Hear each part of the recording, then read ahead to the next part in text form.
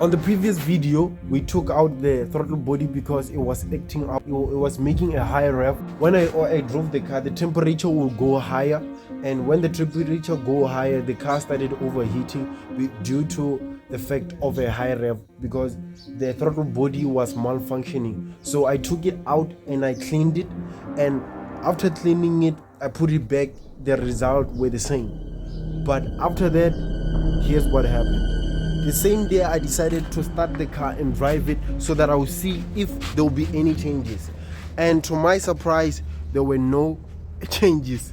Well, it's not a surprise, it's what I have expected.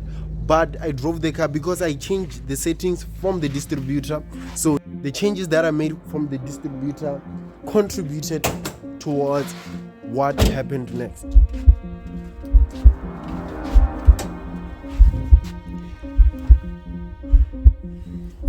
As you can see that everything is the way it should. I never touched anything since the last video. After driving the car, after taking it for a short drive, I came back and changed the setting again back to the normal settings. So when I changed it back to the normal settings, the car started to sound the way it should. There was no high rev. Now everything is working as it should. To my surprise, even the next day, I thought I was hallucinating, but I was not. I don't know how I fixed it, but I think it was because it was too dirty. But now everything is okay. It's been 2 days now. I've been driving this car. I went to town to get something that is amazing. That something that is amazing has nothing to do with this car, but it has everything to do with the red Corolla. I'll put the picture of the red Corolla, but most of you who follow my channel for now, since I started the channel, know that I have a red Corolla and I was waiting for the papers, but that will be on the next video. So on today's video, it was just an update about the status where we at. So now you can see the distributor is not the same as the way it was before. The reason for the throttle body to go crazy the way it did is because of the air filter. So this air filter is damaged. As you can see, it is an old one. It has dust all over it, and this one is not the one that you can clean and put back. I have to buy another one. That's the update. And so that was just an update of the throttle body. So on today, we are going to we're going to install a wheel bearing and a ball joint. The ball joint will be from both sides. Previously, I have installed the wheel bearing, but it did not work the way I thought it would. But the person who pressed the wheel bearing pressed the driver's side correctly, but the passenger side didn't press it correctly. So today we're going to correct that. We're going to press it today without any press. We're going to see how we're going to do it. I'm not sure if it will work, but I have a plan, so stay tuned. The first thing we need to do to remove the wheel bearing is to start by removing the wheel. After that, it's time to position the jack. So we're going to look at the point where we're going to jack up the car. But before we do that, because this car is too low, so I'm going to put a brick that I'm going to step on so that the car will be a little bit higher than the jack. So the jack will be able to jack up the car correctly the way it should. Before I jack up the car, I'm going to block off the rear wheel so that when I jack the car, it won't move or it won't fall. So that I'll know that the car it is secured and it won't fall over or move. Every time when I jack up the car, I ensure that I jack it at the strongest point of the car. Don't jack it at the body of the car because it's going to bend the body of the vehicle. So now I'm going to remove the wheel and I'm going to put it under the car so that when the car falls, it will fall on top of that wheel. It won't fall to the ground. So I'm going to loosen the CV joint so that I'll be able to remove the hub later on. So you can see here I'm struggling to remove the lock pin, but I must remove the lock pin so I can be able to loosen the CV joint. So after that, we are going to remove the brakes. Before we get too deep into it, let me pull out the drill.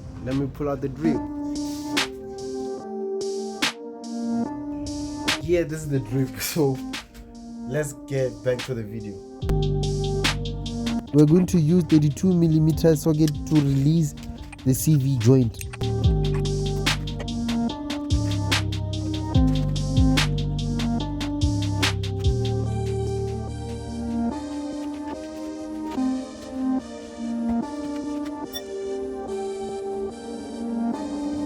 So now we're going to remove the brakes. To remove the brakes, there are 2 bolts at the back, so we have to remove, and we have to remove the ball joint. Then after that, we're going to remove the control arm.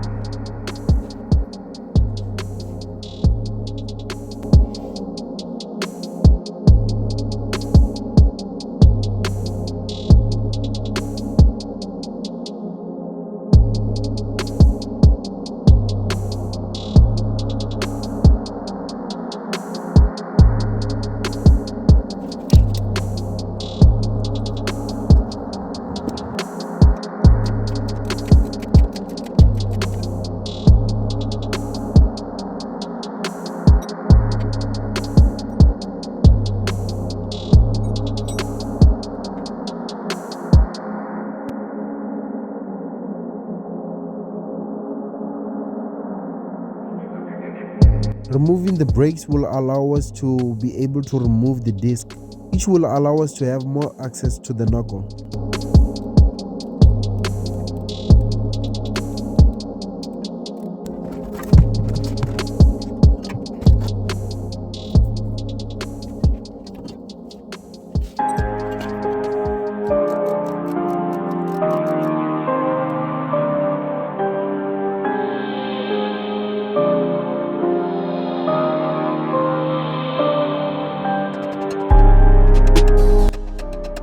I needed to use a hammer to remove the control arm because it was in too tight, so I had to use a hammer to remove it. So I'm going to show you that this control arm was already sharp, because you can move it with your hand with no effort, as you see me moving it over there. So I'll need to buy a brand new one, so I'm going to also replace them.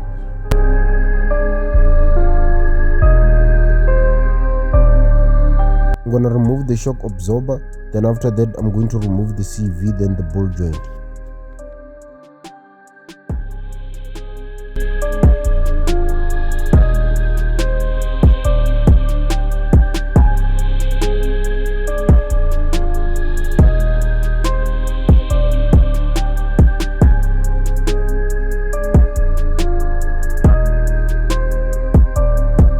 So now I have removed the CV and I have disconnected the knuckle from the shock absorber.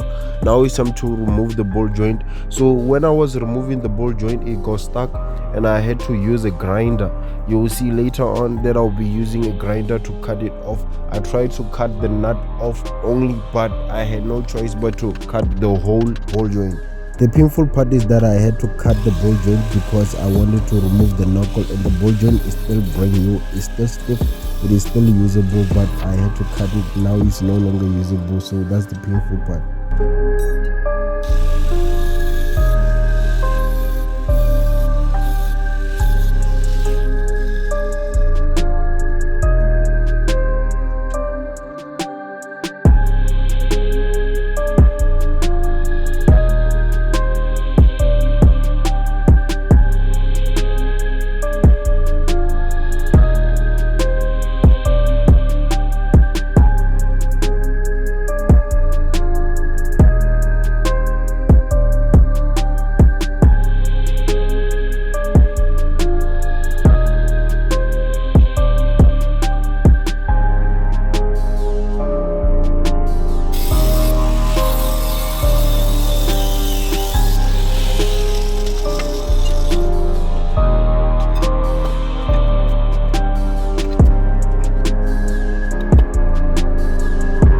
You can see that the ball joint is hard to move compared to the control arm because the ball joint was still new. But there's no time to cry about it. It's time to move on and remove the wheel bearing. It is advisable that you go to a pressing shop or to someone who has a pressing tools that will press it for you, will press the bearing out and will press the new bearing in. So this process is the longest process, is the most tiring process, and I would not recommend it for me or for anyone. What I'm going to do, I'm going to hammer everything out of the knuckle. So I'm going to remove the locking pin, which I should have started with, which would have made things a little bit better for me and a little bit easier. Guys, remember, I'm not a professional at doing anything that I do in my videos. I'm just experimenting and showing you how I do things. Sometimes they do work, sometimes they don't work, but eventually they end up working. So yeah. What I do recommend is that you go to a pressing shop so that they'll press it for you, or you go to someone who knows how to press and will press it for you.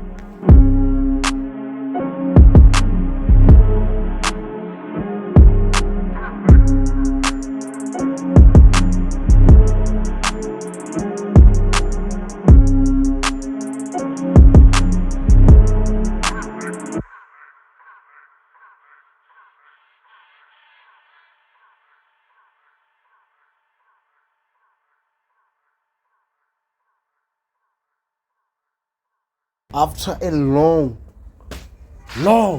hours of beating this thing out, it's finally out. Oh, I'm so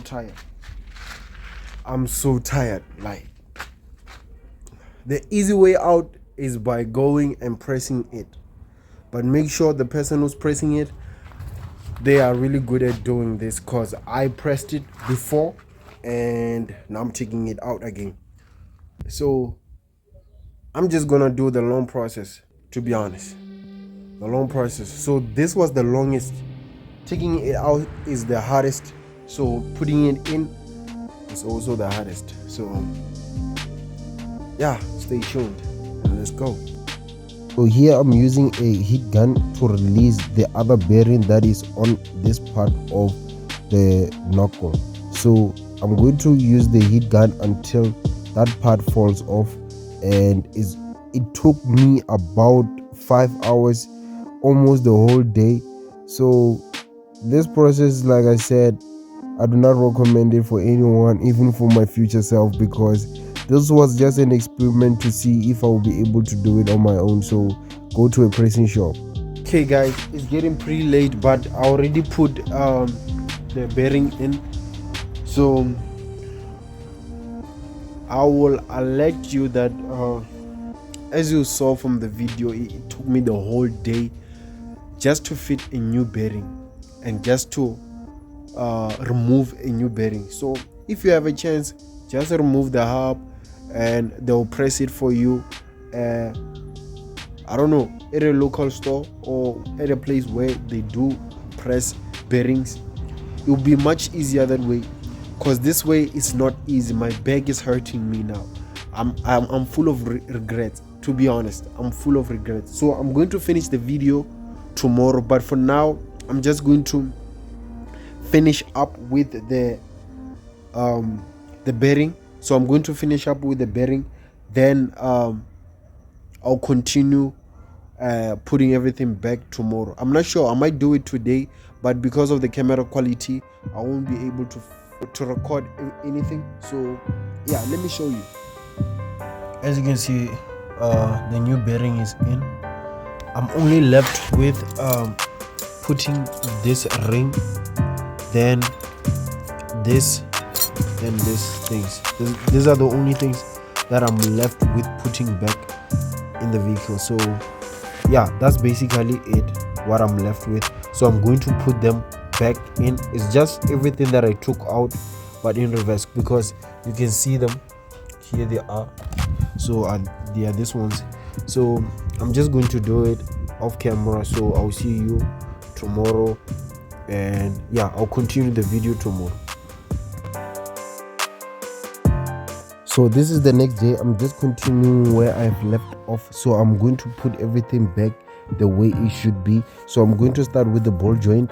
So yeah, I have brand new ball joint from the both side, from the driver and the passenger side. So we're going to install them. We're going to start by installing them first. Then I'm going to start by this side only first, then the other side I'll do it after I've put everything back on this side.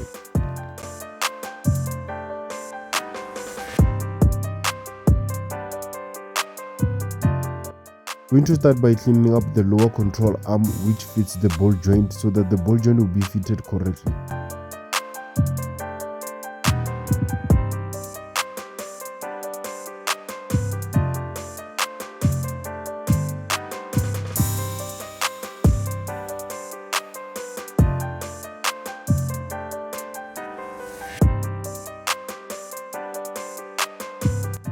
I'm going to fit the ball joint on the knuckle so that it will be much easier when I fit it on the lower control arm, because when I'm going to fit the CV, it's going to block the ball joint and I won't be able to tighten it.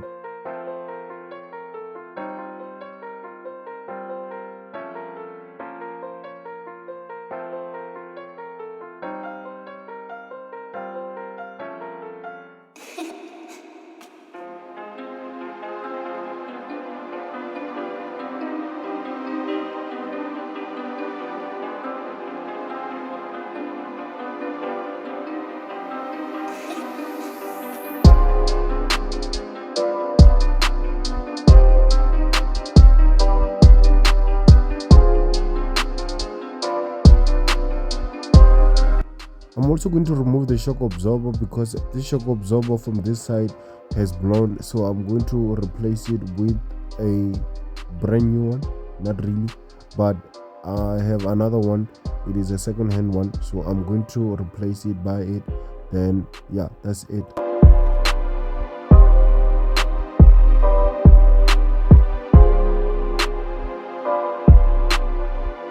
I started working from 5 a.m. in the morning, and now it's time to put everything back the way it came from this side. Then we're going to do the other side, but it's going to take long to do the other side. But the other side, I'm not going to do the wheel bearing.